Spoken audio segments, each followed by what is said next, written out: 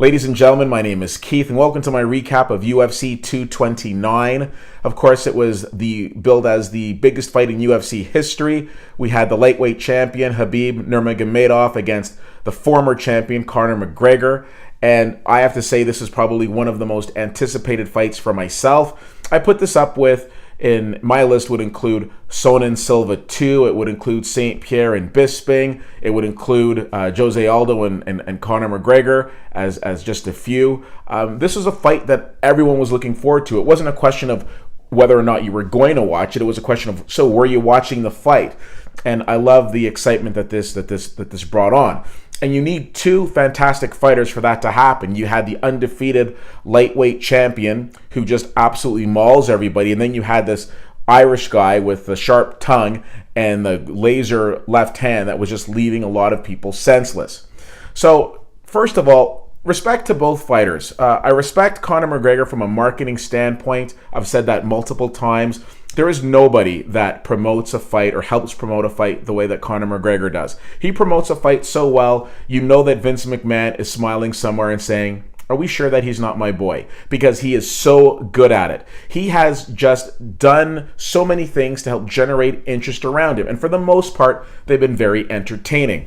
We had Red Panty Night where he talks and he says, hey, you know what? When you're fighting me, call up your wife and tell her to get out the good underwear because you can say, honey, we've made it. And that's been true. When you fight Conor McGregor, your paycheck soars. And then he's had, the fun altercations with fighters like Jeremy Stephens where he says, when people are like, is there anybody up on the stage that can take you? And then Jeremy Stephens pipes in, Conor turns and remix says, who the hell is that guy? So those have been entertaining aspects of Conor McGregor. Now on the other side, we've got Khabib. Khabib not as outgoing, not as trash talky, but he does all of his talking in the ring. Or in the octagon, excuse me. He's up until this past Saturday, he'd never lost a round in the octagon. Absolutely devastating. He just mauls people, and to that end, takes them down, ties up their limbs, and just starts beating on them. Just ridiculous. He's one of these once-in-a-lifetime fighters, and people are like, oh, he used to wrestle with a bear, and you think, okay, that's silly. No, legit. When the guy was a kid, he wrestled with a bear. That was his thing. Very proud, very religious, very strong family man. So we had very interesting elements to make up this fight.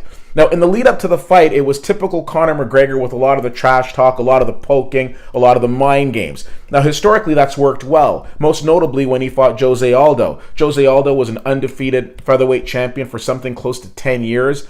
He went on this world tour with Conor McGregor. Conor McGregor was just entirely disrespectful to him, said things to Jose Aldo he'd never been told before. And then what ended up happening when they started that fight, Jose Aldo charged in, broke character, broke his usual reserved self, charged in and got caught with a left and was unconscious within 13 seconds.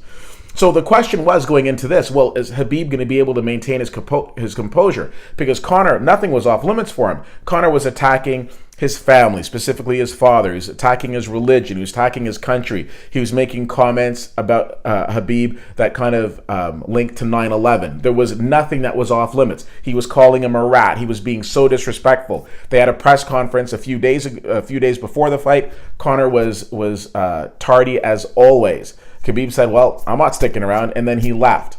So a lot of the different mind games that Conor was trying didn't seem to work with Khabib, or so we thought. It was even interesting in going into the weigh-in because Conor did this thing where he knocked his hands down and he pretended he was trying to kick him, all sorts of things. We'll get to that in a second. But when the fight started, a lot of people said, well, if it stays on the feet, Conor's going to win, or if it goes to the ground, Khabib's going to win. That was kind of half true. First round, Khabib took him down and just started mauling him, controlled his body, and just showed his dominance in wrestling. In the second round, they started on the feet, as every round does, and it wasn't Khabib that got tagged, it was Conor.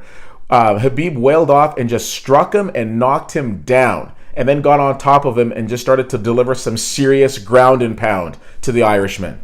Went to the third round, and the third round we'll give to Conor, not because he did anything spectacular, but just because he outpointed him. Khabib said, I'm going to stand on my feet this round and I'm going to show you that I can spar with you. There were a couple of failed takedowns, but there was nothing that Conor did to Khabib in that round to show, oh, Conor's going to win this fight. Then we go to the fourth round, and then, of course, in the fourth round, Khabib took over. brought him down again because that's where he wanted the fight to be. And for the second time in several years, Conor McGregor ended up tapping out in a UFC octagon, thus declaring Khabib the winner. So a lot of people are kind of focusing on what happened after the fight. Let me take a moment and just talk about the fight itself and say, Khabib did exactly what he said he was going to do.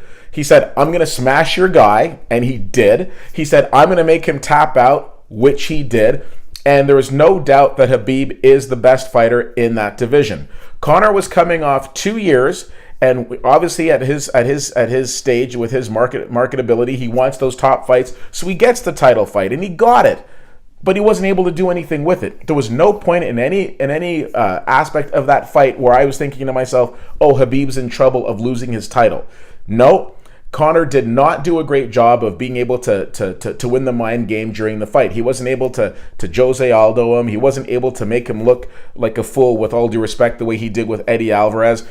He didn't gas out the way that Chad Mendes did, and he didn't break up his face the way he did with Nate Diaz. No, this was a completely different animal and probably the most difficult challenge that Conor McGregor has ever faced, and it showed. In the end, Conor was exhausted. He could barely look at Khabib when the fight was over and Khabib started his trash talk. Now let's talk about what happened after. So Khabib jumps out of the octagon and goes after somebody in Conor's corner. And then people from Khabib's corner jump into the octagon and go after Conor. So let me be clear. First of all, I don't like the fact that Khabib's guys jumped in and went after Conor. I think that was a sucker punch. I understand that they're affiliated with the UFC. If they get fired, to me that's justifiable. You shouldn't be jumping in and taking shots, and they were cheap shots. And it's not that I'm not against Conor, I'm for Conor or what have you, but it wasn't cool and it shouldn't happen. But as far as Khabib jumping out of the octagon is concerned, I don't understand why there's so many people up in arms about it saying, oh, it's terrible.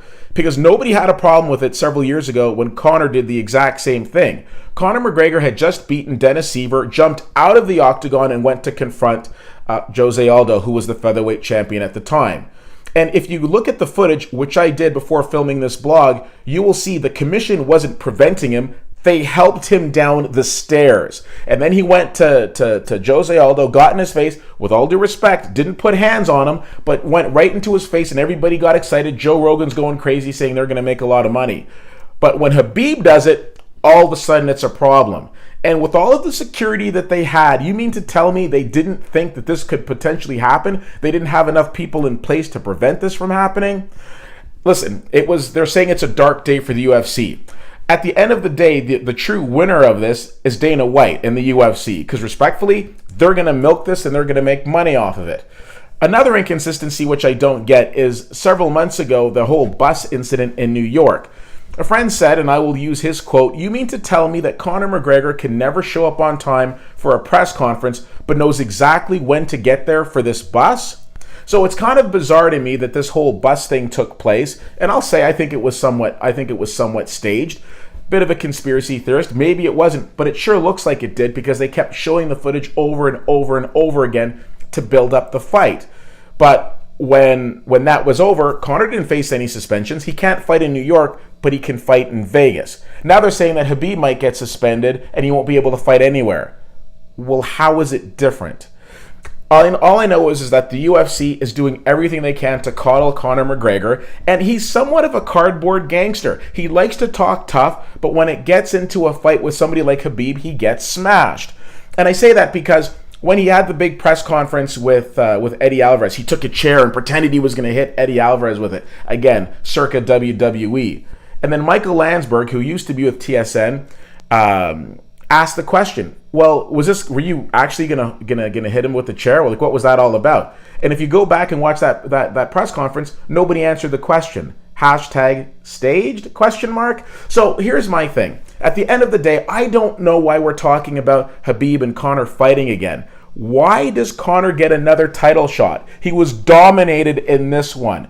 I respect him from a marketing standpoint. And again, there's other fights I'd like to see. I'd like to see the trilogy with Nate Diaz.